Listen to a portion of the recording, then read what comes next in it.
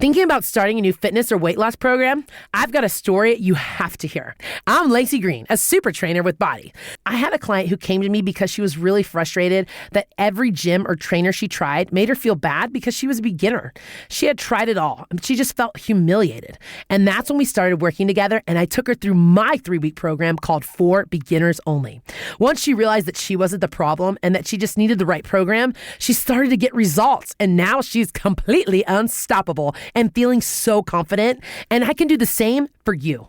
On the Body app, subscribers lose 5 to 10 pounds consistently in their first month, and I bet you will too. And right now, I'm inviting you to sign up for a 1-year subscription to Body, and I'll give you $100 of in-home fitness equipment for free. But this is a limited time offer for the next 500 beginners who want to get started. So to get your $100 in free gear right now, just go to body.com. That's body with an I.com. Again, BODI.com. Lucky Land Casino, asking people, what's the weirdest place you've gotten lucky? Lucky? In line at the deli, I guess? Aha, in my dentist's office. More than once, actually. Do I have to say? Yes, you do. In the car before my kids' PTA meeting. Really? Yes. Excuse me, what's the weirdest place you've gotten lucky? I never win and tell. Well, there you have it. You can get lucky anywhere, playing at LuckyLandSlots.com. Play for free right now. Are you feeling lucky? No purchase necessary. Void where prohibited by law. 18+. Terms and conditions apply. See website for details. This episode from the life of Sherlock Holmes will be transmitted to our men and women overseas by shortwave and through the worldwide facilities of the Armed Forces Radio Service. Petri Wine brings you Basil Rathbone and Nigel Bruce in the new Adventures of Sherlock Holmes.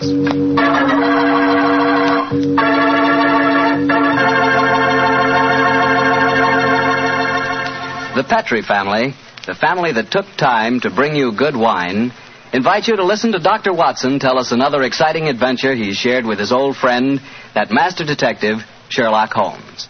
And while you're settling back comfortably in your chair, mind if I tell you about something I'd like you to share with me? It's a glass of Petri California Sherry. Of course, most people think of Petri California Sherry as the one wine that's really swell any time, but personally, I like a glass of that Petri Sherry just before dinner. You know, that's the time you're a little on edge. You've just finished your day's work, and you're waiting for your dinner, and, well, that's when you want to lean back and take it easy. And, boy, that's the time a glass of Petri Sherry tastes like something just too good to be true. Try it. Petri Sherry's the perfect before-dinner wine. And, incidentally, if you like your sherry dry, you know, not sweet, then you'll find that Petri Pale Dry Sherry is just made for you. The important thing is the Petri label. Because when it says Petri, it always means good wine.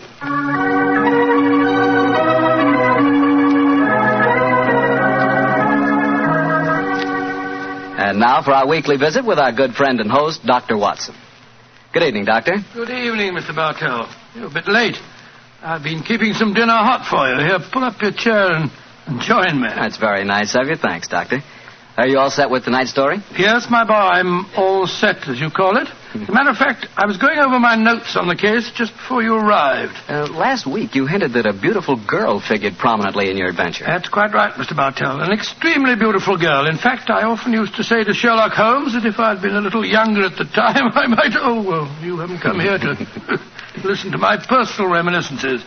You want to hear the story that I called The Problem of Tor Bridge. That's what you promised us, Doctor. How did it begin? On a windy morning in October, in the 1890s it was. As I was dressing, I observed how the last remaining leaves were being whirled away from the solitary plane tree which graced the yard behind our Baker Street house. I descended to breakfast, prepared to find my companion in depressed spirits, for, like all great artists, he was easily impressed by his surroundings. But, to my surprise, he was in an unusually gay mood. As I entered the room, he looked up at me and, with a smile, spoke. Good morning, my dear fellow. Hope you slept well. Splendidly, thank you, sir. I'm so glad. Well, you're very solicitous this morning. I think you must have got a new case. Am I right? The faculty of deduction is certainly contagious. Yes, I have a new case. After a month of trivialities and stagnation, the wheels revolve once more. Good. Tell me all about it. Well, as yet, there isn't much to tell. Have you ever heard of Neil Gibson? Neil Gibson? Oh, yes, yes, something to do with gold mining, isn't he? A great deal to do with it, my dear fellow. In fact, he's considered the greatest mining magnate in the world. About 5 years ago, he bought a large estate in Hampshire. Perhaps you've read of the tragic death of his wife. Oh, yes, of course, I remember the case now. She was murdered by a jealous governess who was in her employ, wasn't she? That point will be decided when the lady in question, Grace Dunbar, I believe her name is, comes up for trial at the forthcoming Winchester Assizes. In any case, it's hard for me to see what I can do for my client at this late date. Your client? Oh, yes, I forgot I hadn't told you. I'm getting into your involved habit of telling a story backwards. Better read this letter. Came this morning. Oh, let's have a look. Dear Mr. Sherlock Holmes, Miss Dunbar is innocent. I can't see the finest woman in the world go to her death without doing everything possible to save her. I shall call on you at 10:30 tomorrow morning to discuss the matter. Yours faithfully, Neil Gibson. Good gracious me. There you have it, Watson. That is the gentleman I await. Do you know anything about his dead wife? Only what I've been reading in the papers. Apparently she was past her prime, which was the more unfortunate as this Miss Dunbar, who superintended the education of the two young children, is reputed to be a very attractive young lady. The eternal triangle, eh? Well, where did the murder take place? On Gibson's estate in Hampshire. His wife was found in the grounds nearly half a mile from the manor house, late at night, clad in her dinner dress with a shawl over her shoulders and a revolver bullet through her brain. Any weapon found near her? No, there were no clues found at the scene of the crime. What made them suspect the governess? Well, in the first place, there was some very incriminating evidence. A revolver with one discharged chamber, the caliber corresponding with a bullet in the dead woman's head, was found on the floor in Miss Dunbar's wardrobe. Oh, was it? Pretty damaging evidence, Holmes. So the coroner thought. And to make the case even blacker against Miss Dunbar, the dead woman had a note on her making an appointment at that very spot. And the note was signed by the governess. It seems obvious that the girl's guilty, and the motive's clear. Mr. Gibson would be a great catch for a young girl. Love, fortune, power, all dependent on one life. Possibly, Watson, but circumstantial evidence can be very misleading at times. There's the gentleman in question, unless I'm very much mistaken, considerably before his time. I can see him from the window here. Formidable-looking fellow. Must be well over 6 foot tall. Judging by the way he's wrenching at that doorbell, he's a man with a violent temper. Mrs. Hudson's opening the door to him now. Meet him on the stairs, will you, old chap? It'll save Mrs. Hudson a journey. Sure, Holmes. Up here, sir. Thank you, Mr. Hudson. All right. Are you Mr. Sherlock Holmes? No, indeed. I'm his colleague, Dr. Watson. Come along in, won't you? Mr. Neil Gibson, I presume? That's right. So you're the great Sherlock Holmes, huh? The adjective is your own, Mr. Gibson. Sit down, won't you? Another way you may speak quite freely in front of Dr. Watson. Well, I may as well begin by telling you that money means nothing to me in this case. You can burn it if it's any use to you in lighting the truth. Miss Dunbar is innocent, and it's up to you to prove it. Just name your fee. Mr. Gibson, my professional charges are on a fixed scale. I don't vary them except when I omit them altogether. Very well.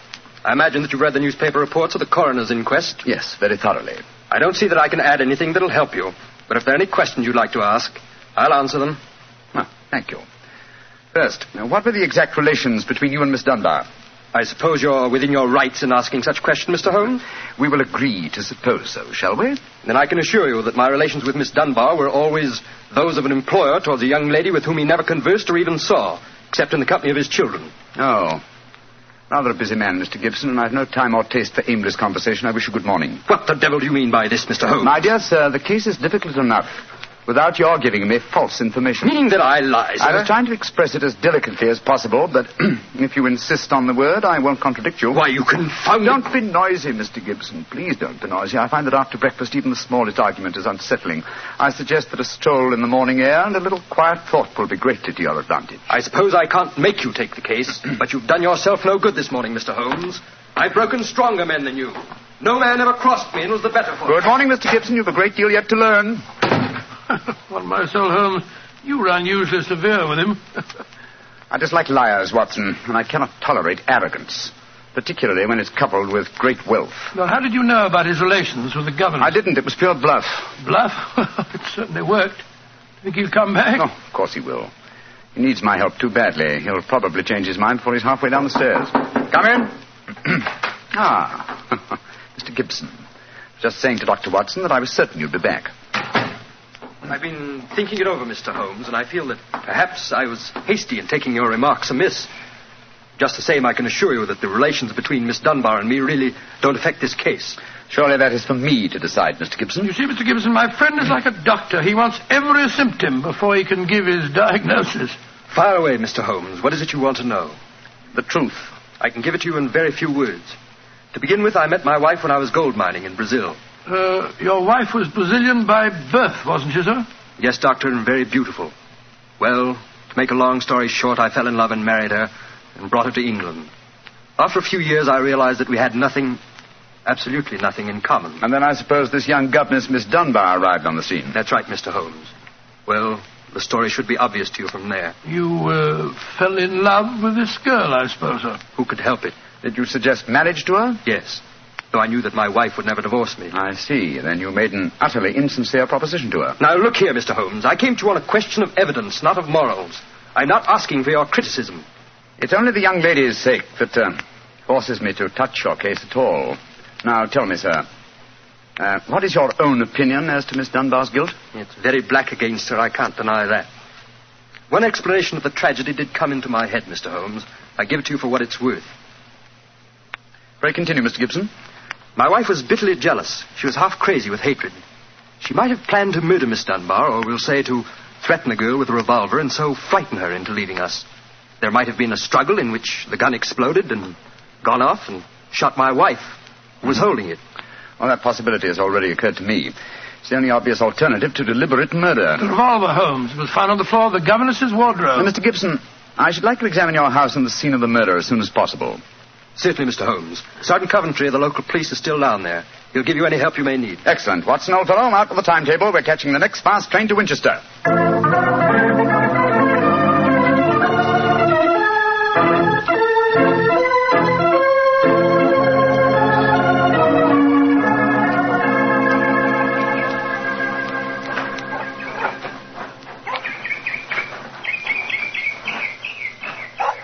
So if I have to have someone else on the case, I'd rather have you, Mr. Holmes. The yard gets called in, then we local police loses all credit for success. Generally gets blamed for the failures. Now I've heard that you play straight. I don't appear in the matter at all, Sergeant Coventry. If I can clear it up, I don't ask to even have my name mentioned. Well, that's handsome of you, I'm sure, and I know your friend Dr. Watson can be trusted, too. Oh, don't worry, my dear fellow. We won't steal any of your thunder. Well, that's nice and friendly of you, Doctor. Well, come on, gentlemen. I'll walk you down to the bridge. That's where we found Mrs. Gibson's body. It's not far from the house here. Well, I must say, Mr. Gibson has a beautiful estate. It must be 60 or 70 acres. Oh, nearly twice that, Doctor. The woods back of the house there belongs to him, too. Mr. Holmes. Yes, Sergeant? There's a question I'd like to ask you. A question I wouldn't ask anyone else. Then please ask it. Don't you think there might be a case against Mr. Gibson himself, sir? I've been considering that possibility. That there Miss Dunbar's a bit of all right. If you ask me, he wanted his wife out of the way, and the pistol she was shot with was his pistol, you know. Was that fact proven? Yes, Doctor. It was one of a pair that he had. One of a pair? Where's the other? Well, Mr. Gibson has a lot of firearms. We never quite matched that particular pistol, but the box was made for two. Well, if it was one of a pair, surely you'd be able to match it. Well, we have them all laid out at the house if you want to look them over. And we'll do that later. This, I presume, is Tor Bridge. That's right, sir. Found Mrs. Gibson's body lying right here at the approach to the bridge. I see. I gathered from the newspaper reports that the shot was fired at very close quarters. Yes, sir, very close. Near the right temple, wasn't it? Just behind it, sir. How did the body lie, Sergeant? Oh, on its back, Doctor. No trace of a struggle, no marks, no weapon. The note from Miss Dunbar was clutched in her left hand. Clutched, you say? Yes, sir. We could hardly open the fingers to get at it. That's of greatest importance. It excludes the idea that anyone could have placed the note there after death in order to furnish a false clue. What did the note say, Sergeant? Little enough, Doctor. It just said, I will be at Tor Bridge at 9 o'clock, and it was signed Grace Dunbar. Miss Dunbar admit writing it? Oh, yes, sir. What was her explanation? She wouldn't say nothing. Said she was saving her defense for the trial. Yes, it seems odd that Mrs. Gibson was still clutching that note. Seems perfectly natural to me. Oh, come now, old fellow. Argue the thing out logically. If the letter is genuine, it was certainly received sometime before the tragedy, say an hour or two. Why, then, was the dead woman still clasping it in her left hand? Why should she carry it so carefully? She certainly didn't need to refer to the note at all at the interview. Doesn't it strike you as rather strange? Well, now you put it that way, it does seem a little peculiar. Hello. Did you notice this, Sergeant? Oh, you mean that chip out of that stone on the underside of the parapet of the bridge, sir? Yes, I noticed it. Didn't think nothing of it, though. It's a very large chip. Yes, but it's been done recently. Notice how the stonework is white just here. It took some violence to do that. Hand me your cane, Watson, will you? Here you are, sir. Thanks. Yes. It's a hard knock. And in a curious place, too. But it's 15 feet from where we found the body, Mr. Downs. Yes, Holmes, I don't see how it could have any connection with Mrs. Gibson's murder. Possibly it hasn't. But it's a point worth noting. There were no footprints, you say, Sergeant? None, Mr. Holmes. The ground was as hard as iron. It's been a very dry summer, and we haven't had any rain to speak of this pity. year. Well, Sergeant, I'm much obliged to you, and now I think we'll get back to the house. Right. Cesar will show you where the firearms are, sir. Oh, who is Cesar? Oh, funny kind of a bloke. Brazilian he is. Brazilian, eh? Like Mrs. Gibson? Yes, Mr. Holmes. Comes from the same town that she does, as a matter of fact. Something very fishy about him, if you ask me. Now, if you'll excuse me, gentlemen, I'm going to take a little stroll around the grounds.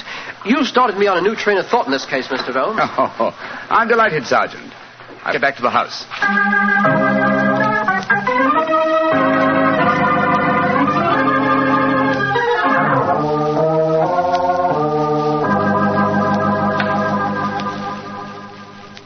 I see. And these are all the firearms in Mr. Gibson's possession, eh, Cesar? Except for the revolver that is missing from the case. Yes, so I say I've seen him. I've never seen such a collection of guns and revolvers in my life. Mr. Gibson had many enemies, senor. He always sleep with a loaded pistol beside his bed. He's a man of great violence. There have been times when all of us were afraid of him. Did you ever witness physical violence towards Mrs. Gibson? No, senor. I cannot say that I have. But I have heard him say many terrible things to her. He would taunt her in front of we servants. I have heard him do it many times. Thank you, Cesar. That will be all. Muito bem, senor. You know, Holmes, I still think the case against Miss Dunbar looks very black. I should agree with you if it were not for one fact. The finding of the revolver in her wardrobe. On the soul, Holmes, that seems to me the strongest evidence of all. I think not, old chap. Huh? We must look for consistency. Where there is a want of it, we must suspect deception. I don't quite follow you.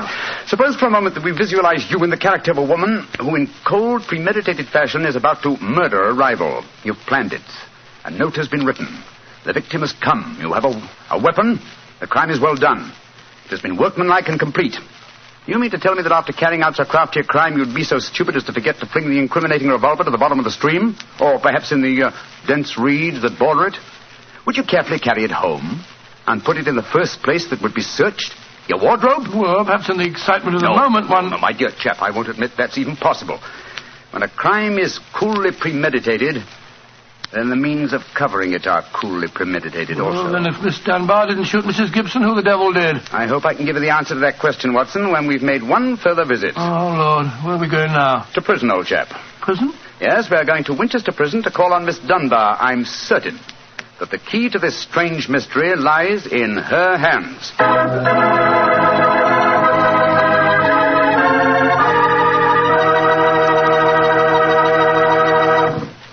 You'll hear the rest of Dr. Watson's story in just a few seconds. Just time enough for me to remind you that the easiest way to make good food taste better is to serve that good food with a good Petri wine.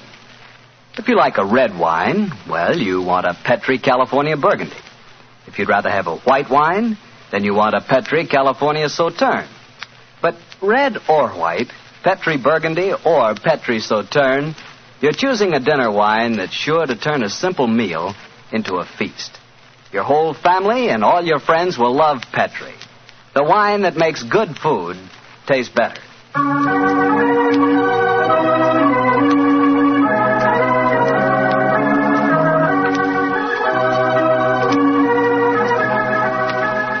And now, back to Dr. Watson and tonight's Sherlock Holmes adventure, The Problem of Thor Bridge. Well, Doctor, did you go to Winchester Prison and see Miss Dunbar? We did, Mr. Bartell. An hour later, found the two of us sitting in a dank and gloomy cell, talking to one of the most beautiful girls that I've ever seen. Her bright, flashing eyes and her air of quiet confidence seemed sadly out of place in such a setting. Holmes spoke to her quietly, soothingly. Dunbar, tell us of your true relations with the dead woman. She hated me, Mr. Holmes. She hated me with all the passion of her distorted mind. Please tell us exactly what happened on the evening of Mrs. Gibson's death. Well, I received a note from her in the morning. A note imploring me to meet her at the bridge after dinner that night. She said she had something important to say to me. Did you keep that note, Miss Dunbar? No, Doctor. She asked me to destroy the note, so I burned it in the schoolroom grate. I saw no reason for such secrecy, but, I did as she asked. And yet she kept your reply very carefully. It's interesting. Tell me what happened when you met her that night. When I reached the bridge, she was waiting for me. I won't tell you what she said, but she poured out her whole wild fury in burning, horrible words. I didn't answer. I couldn't. It was dreadful even to look at her. She was like an insane woman, standing there screaming disgusting insults at me. I put my hands to my ears and rushed away. Where was she standing when you left her? Within a few yards of the spot where her body was found later. And yet, presuming she met her death shortly after you left her, you heard no shot. No, I heard nothing. But I was so upset, Mr. Holmes, that I rushed straight back to my room. Did you leave it again that night? Yes. When the alarm came that Mrs. Gibson was dead, I ran out with the others. Did you see Mr. Gibson? Yes, Doctor. He had just returned from the bridge when I saw him. He had sent for the doctor and the police. This pistol that you found in your room, have you ever seen it before? Never, Mr. Holmes, I swear it. When was it found, Miss Dunbar? Next morning, when the police made their search. It was on the floor of my wardrobe where I keep my shoes. You had no idea how long it had been there? Well, it hadn't been there the morning before. How do you know? Because I had tidied up the wardrobe that day. I see. Then someone must have come into your room and placed the pistol there in order to incriminate you. I'm certain of it. When could they have done that? Well, it could have been at meal times, or when I was in the schoolroom with the children. Yes. Miss Dunbar, on examining the scene of Mrs. Gibson's death, I noticed that a piece of stonework on the underside of the parapet of the bridge had been broken away. Can you suggest any possible explanation for that? Oh, surely it must have been a mere coincidence, Mr. Holmes. Possibly. But why should it appear at the very time of the tragedy and at the very place? Could it possibly be that... Why, yes, of course. Idiot. Why didn't I think of it before? Come along, Watson. Where are we going, Holmes? Back to Thor Bridge, old fellow. As fast as we can get there. What have you found out, Mr. Holmes? The answer to this mystery, I hope, my dear young lady. You will get news before the day is out. And meanwhile, take my assurance that the clouds are lifting and that the light of truth is breaking through.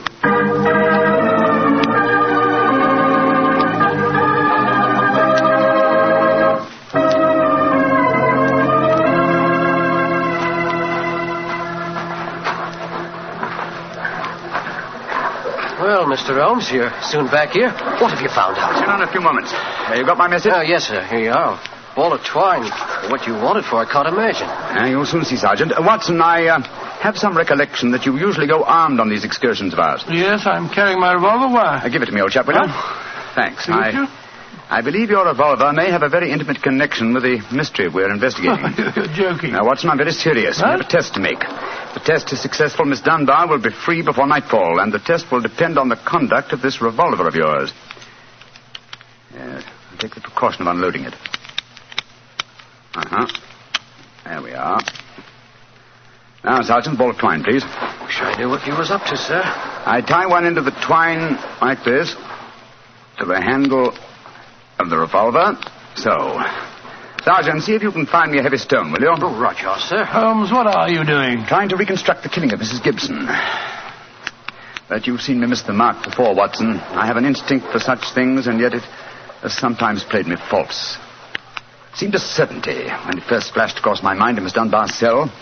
But one drawback of an active mind is that one can always conceive alternative explanations which would make our scent a false one. And yet, oh well, we can but try. Here's a nice stone, Mr. Holmes. Thank you, Sergeant. Yes, now, sir.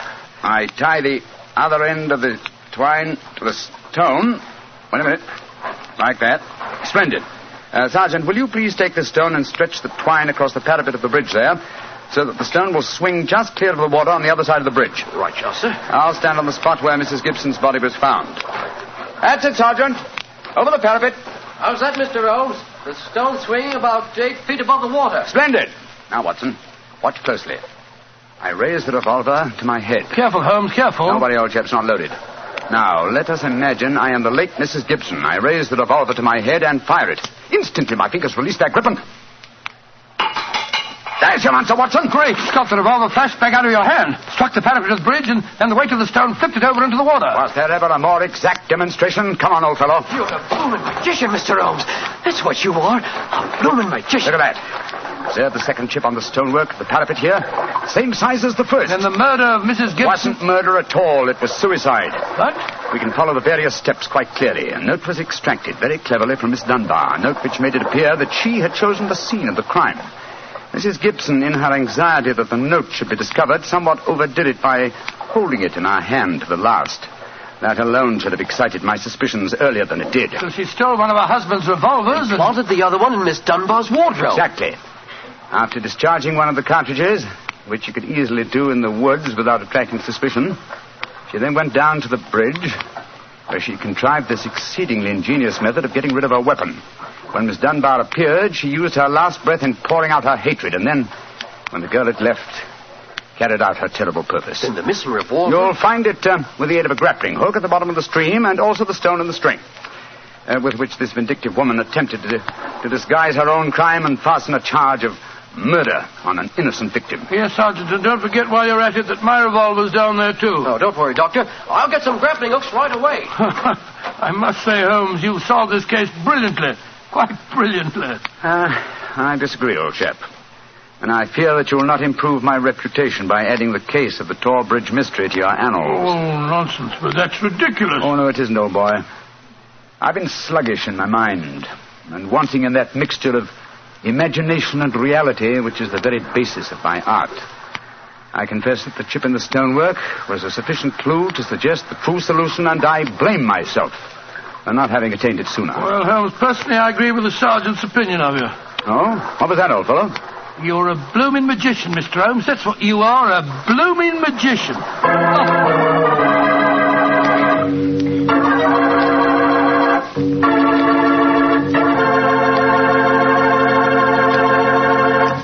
Well, Doctor, Holmes really was a magician. That is, if you did find Mrs. Gibson's revolver and your own in the stream. Oh, we found them all right.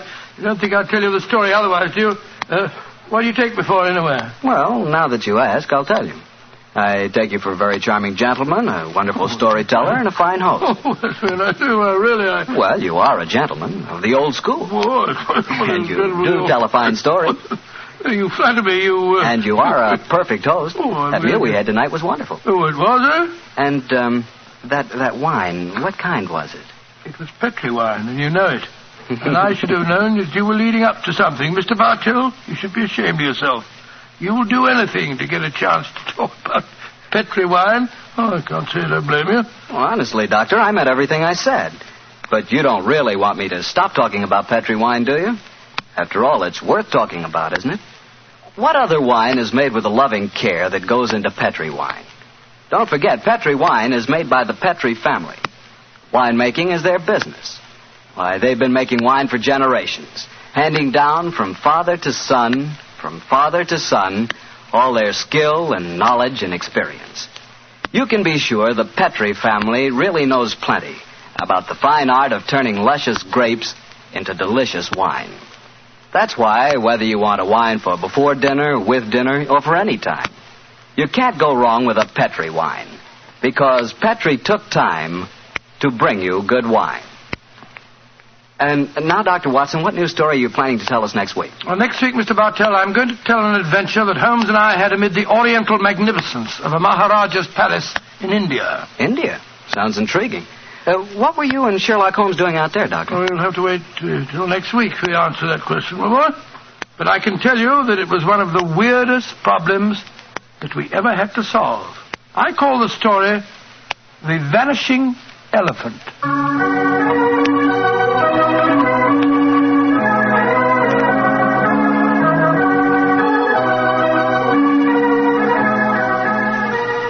Tonight's Sherlock Holmes adventure is written by Dennis Green and Anthony Boucher and is adapted from the Sir Arthur Conan Doyle story, The Problem of Tor Bridge.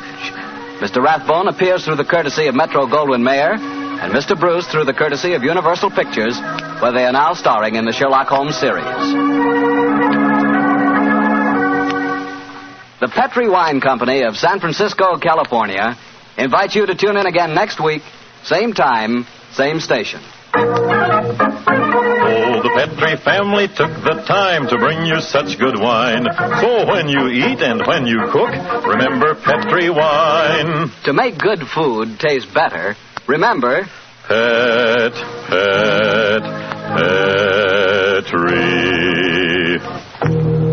wine. This is Harry Bartell saying goodnight for the Petri family. Sherlock Holmes comes to you from our Hollywood studios. This is the Mutual Broadcasting System.